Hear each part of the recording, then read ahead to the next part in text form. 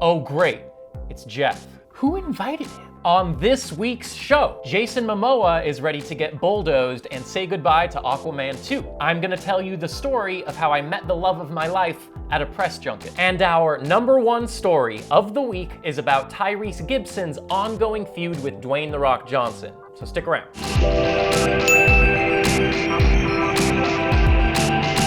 Hey everyone, welcome back to the show where we talk about some of CinemaBlend's hottest headlines of the week. I also make a fool of myself interviewing celebrities and just generally stumble my way through Hollywood.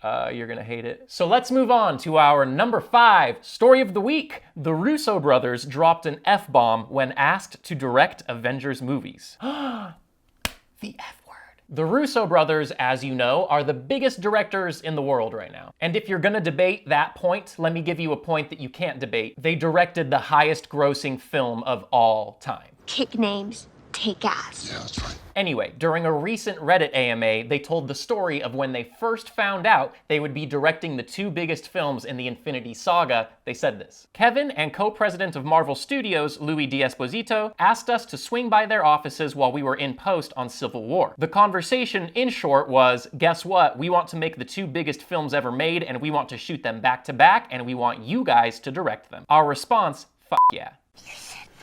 I love that, because that's like one of the biggest moments in their lives right there. They were in post-production on Civil War, which at that time was the biggest meetup in the MCU's history. Maybe in film history, definitely in superhero film history. And Kevin Feige's like, yo, you want to do it again? Twice, biggest films ever made? And bam, they make history just a few years later. I wasn't as nuts about Endgame as everyone else, but I loved Infinity War, and you can't deny what an impressive feat all of this is as a whole. Just good stuff. Just good stuff. You are Russo impressive. I apologize for that. In at number 4, Jason Momoa says he can't shoot Aquaman 2 due to activism. So, incredibly charismatic man-child and all-around badass Jason Momoa is originally from Hawaii. He is currently trying to protect the state's tallest mountain, Mauna Kea, from a bunch of landlocked suits who are trying to build some kind of telescope on it. Psh. No, but seriously, I don't want to speak too much on the issue, I'll just sound ignorant. But basically the gist is that they want to build this huge expensive telescope called the TMT. And Jason is like, okay, I'm down for technological innovation, but they want to do it on sacred Mauna Kea, and he's like,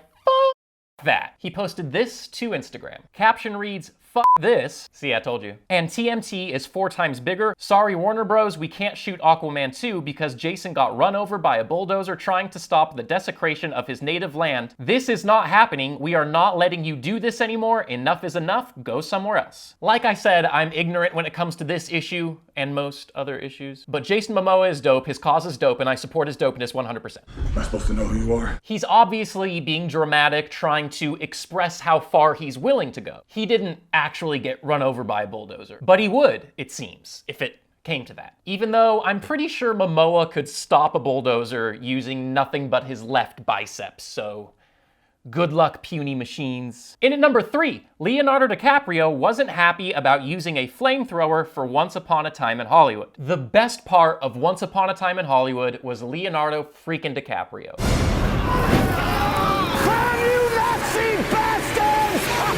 I actually did a whole video about it. Check out the link in the description. Well, upon hearing that he was hesitant to use a flamethrower in the film, I was like, come on, bro. But it turns out he has a good reason. He didn't want to hurt anyone. Once Upon a Time in Hollywood co-stunt coordinator Robert Alonzo said this: Leo was not very gung-ho with all the flamethrower stuff. Literally, he doesn't want to hurt anyone, and I completely understood it. Normally, you use a stunt person in that spot to be able to manage firing a flamethrower at somebody. That is psychologically difficult to do, so kudos to him on being able to stay in character and do that scene. Hella kudos. It may be the best example of an actor playing an actor I've ever seen. He was really good in it. So he was concerned for everyone else's safety on set. Love it. Apparently Zoe Bell coaxed him into doing it. Yeah, I'm sure it was something like that. And once it turned out that Alonzo was okay following a demonstration, DiCaprio felt better about it. Well, that's just one more reason for me to be all about DiCaprio right now, which I am. I'm like all about DiCaprio right now. So, really nothing more to say here. Go see Once Upon a Time in Hollywood, you dingus. In at number 2, someone named Luke Skywalker is wanted by the police and Mark Hamill is having a field day. I know it sounds like I put the wrong emphasis on the wrong syllable, but nope. Some poor soul had parents cruel enough to name him Luke Skywalker. This story is a silly one. I have to preface it accordingly because I'm usually known for my controversial and hard-hitting news. A guy named Luke Skywalker is and/or was wanted by the police in Tennessee, and Mark Hamill had a good-ass time with it. He posted this: "The sequel that nobody asked for and no one wants to see, hashtag Larcenous Luke, hashtag The Sheriff Strikes Back." Love it, love that guy. Which one? Both. Why not? Both Lukes. You know what they say, Tennessee is like the Tatooine of Earth. They all say that. Anyway, he was charged with over $1,000 of property theft. You rebel scum. Hamill also posted this: "The real crime here is Mr. and Mrs. Walker saddling this poor guy with that name in the first place. Hashtag misbegotten moniker, hashtag also too short for a stormtrooper." Did we really write a whole story based on 2 tweets from Mark Hamill about a guy named Luke Skywalker? You bet your ass we did, and we had fun doing it too. What? Alright, so on a side note, it is story time. If you watch the show, you may remember that I recently interviewed Milo Ventimiglia and Amanda Seyfried for their new film, The Art of Racing in the Rain, which is about dogs. You're a good boy. You're also a good boy. Anyway, that weekend turned out to be very eventful for me. Seyfried helps out with Best Friends Animal Society, a no-kill shelter that does great work. More on them in just a minute. Anyway, these 2 puppies were there at the junket, filming a PSA with Milo and Amanda. Every dog and cat deserves a safe place to call home, and that's why Best Friends Animal Society is dedicated to ending the killing of dogs and cats in our nation's shelters by 2025. They are rescues. They were found abandoned at 3 days old. They were just there to film the PSA and spread awareness of the cause, not to be adopted or anything. As they were both spoken for, they recently found families. Well, I asked if I could hold this little one here. By the way, everyone trembles like that when they're that close to Milo Ventimiglia. He has that effect. She fell asleep in my arms and I was quite smitten. We even took promotional photos together for the film. Cue the montage. Wake me up before you go. Don't leave me hanging on like a yo-yo. Talk about a meet cute, am I right? Anyway, I'm done with my interviews and I'm just hanging out so I can be around this puppy, when I find out that the person adopting her recently had to back out for one reason or another. Someone popped in asking if any of the dogs were up for adoption, and I just, without thinking, blurted out, "Nope, I just adopted this one." I hadn't. It was like a knee-jerk reaction to the idea of someone adopting this puppy. So, long story short, given the circumstances, I had no choice but to adopt her on the spot, at the junket, while Milo and Amanda were doing interviews. Was it worth it? Of course it was.